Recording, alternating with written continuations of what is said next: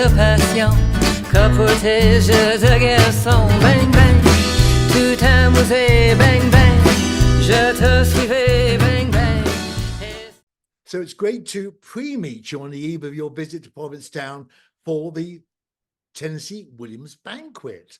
Now, I guessed that you're not a virgin in this town, are you? I am not, and nor am I a virgin for the Tennesse Williams Festival. No way. I performed twice in the Tennesse Williams Festival. It's been a while. I think it was 2011 and 2013. It's been a while. The reason we guessed you weren't a virgin is because one of your directors is our summer resident here, and we never. It's hard to go down the main street without spotting him on his bike. You are one of only 2 actors that have appeared in all of John Waters' films. Actually, we have to correct that. I have not been in all of his films. I have been in all of his feature films. Okay. But there are 3 short films that he made that I am not part of. Okay, then I should phone Wiki up and tell them and complain. Yes, Wiki wrong. I know we are both Baltimore residents, but how did you actually meet anyway? The first we met in Provincetown. Oh, really? Yes, we actually met. Probably, if I recall correctly, and I may not, because it's been almost 60 years. I think we met in front of Town Hall. Oh, really? Near the front of Town Hall. You know what that's called, don't you? That's called the meat rack. Yes, I remember. MEET. Yes, but no, I had come to Provincetown that summer, early in the summer, to visit my sister who was living there who was there for the summer. And she knew John casually from Baltimore, and we ran into him on the street and we were introduced, and there was that. And we by the end of the summer, we were roommates.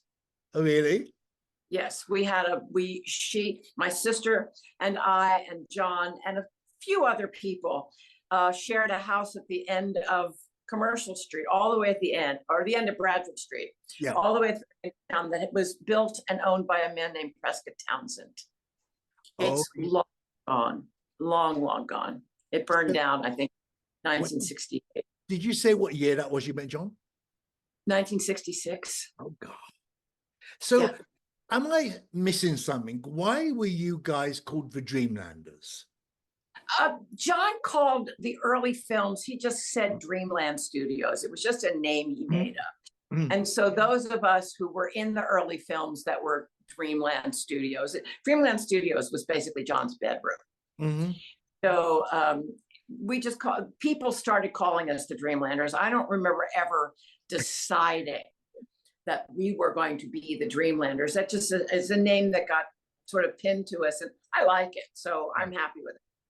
Mink, is it unfair to ask you if you have a favorite film you made with John?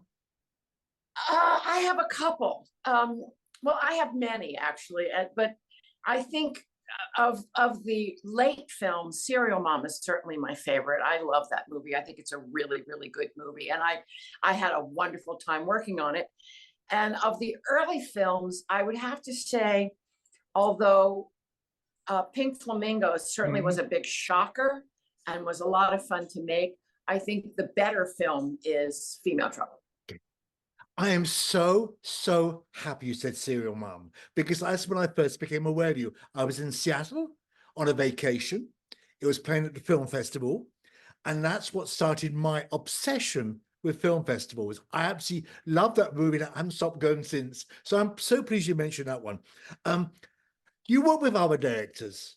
How different was John from them, or vice versa? Well, John was certainly my first director that I ever worked with. So my initial impression was that all directors were like John, and they're not. Really insistent that every word that he writes gets spoken, and no words that he doesn't write get spoken. So he is, he's very precise in his script. And, in our early films, we're very wordy. He gets a little less wordy as time goes on. And yet I have worked with other directors who are, I can say, you know, I've thought about this line and it feels more natural if I say this or like this. And they'll go, perfect, great, makes perfect sense to me. That would be hard. That would be a tough sell for John. Yeah. You So it's not quite like Mike Lee, where it's all spontaneous and he claims the credit for the writer. absolutely not. John claims credit for every word on the screen. So how different would your life have been if you'd never met him, do you think? Oh, God, I have no idea. It would have certainly been very different. I probably would not have gotten into acting. Or if I had, probably would have gotten into it on a much more local level. Mm-hmm. You know, maybe, you know, well, I actually did do dinner theater once, but you know, maybe on that level. I don't know. I have fear that I would have ended up in middle management somewhere. That is my absolute, you know, that's my nightmare. Yeah. Sliding door or closing door. That's the one that frightens me. Or I was talking about about this to someone the other day. I might have been a teacher. Really? I might have been an English teacher. I'm rather pedantic. So, but one thing you are, which I didn't know, and I discovered it today, you made a wonderful first album. And in fact, in the introduction of this interview, I've been playing Bang Bang, which I haven't stopped playing. My husband's really annoyed with you and me for that. Why didn't you make some more? Because it was wonderful.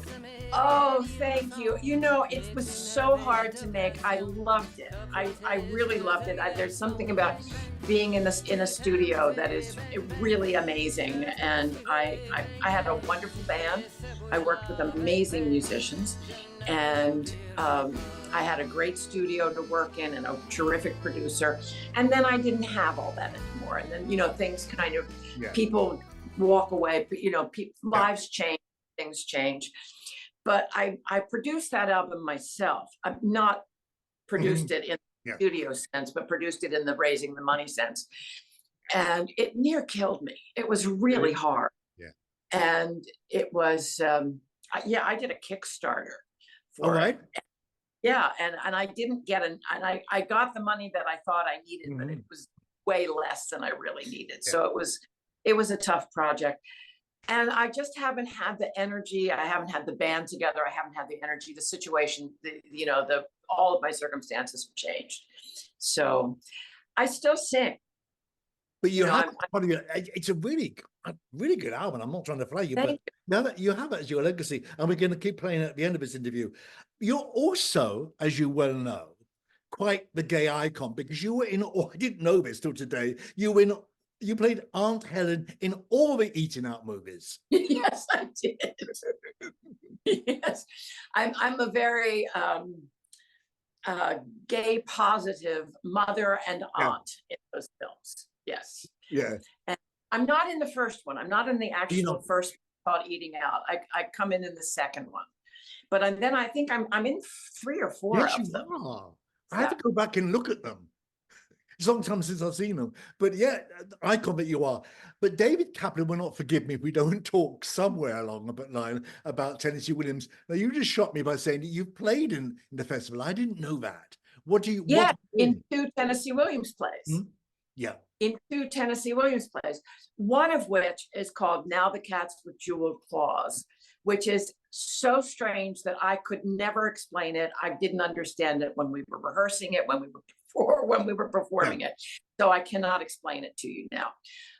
But then I did a play called The Mutilated, which is a really poignant story of 2 women who are down on their luck in New Orleans, and they're frenemies. They're codependent, and yet they fight. They can't get along. They need each other, but they hate each other. So it's a very tense play, and very poignant. And I played Trinket Duggan, who had had a mastectomy, which was at the time considered, and she was incredibly shamed by it.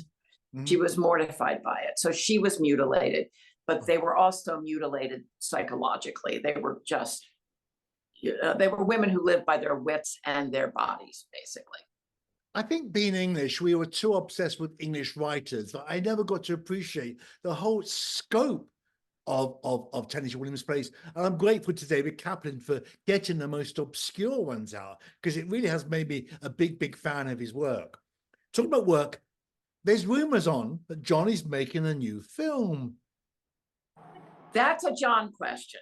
I know nothing is, as far as I know, the last that I heard is, and I spoke to him this morning, we didn't talk about that, but the last that I heard was that it is not solid. Yeah. If it became solid, will we see Mink Stole in it? Oh, I certainly hope so. I would expect so. I don't know what, but yes, I would certainly expect so. He still wants to make movies. I think he would like to make this movie. And there have been other movies that he has wanted to make as well.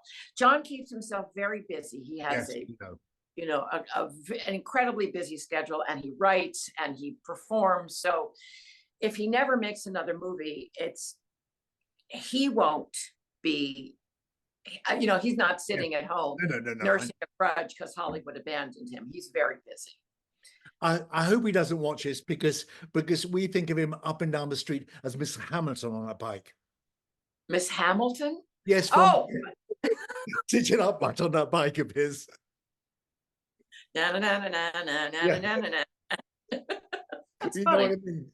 It's, this is the sort of town where you see people like John Waters up and down the bicycle. It's quite rare and quite wonderful, and it's so good. It's so small. Thank you for spending this time today. We're looking forward to seeing you very, very shortly. Please bring the sun. Oh, please have it waiting for me when I get there. Thank you very much. Thank you. It's really nice to talk to you. Thank you Nice so to much. talk to you. Thank you. Mrs. Hinkle, did you ever receive any obscene telephone calls? I certainly did. And did you recognize the voice of the caller? Not at first. But then I heard the same inflection in a voice at a social gathering. And I put two and two together. Whose voice was it, Dottie? It was her, Beverly Sutphin, sitting right there. I'm lucky I'm not dead. The day you claim you recognized my voice, you were not drinking? One beer with lunch is hardly drinking. So you admit you just lied? No, I don't, you bitch. Watch your mouth, Mrs. Hinkle. Did you see that? She just said fuck you to me. Let the record show I am merely standing here. Fuck you too, you fool. I'm warning you, Mrs. Hinkle. One more obscenity and I'm going to charge you with contempt of court. Mrs. Hinkle, are you insane? No, I'm not, you motherfucker. Mrs. Hinkle, I find you guilty of contempt and I sentence you to a $1,000 fine and 5 days in jail. Sucker! You lousy pig fucker! You bitch! You ugly whore! I think my marriage is on the rocks.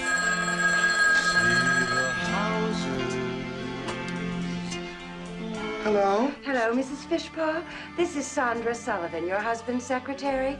Elmer asked me to call you and let you know that he won't be coming home tonight. He's been called out of town on business. I see. I see. Thank you. Oh! Oh, Elmer, I have something to show you.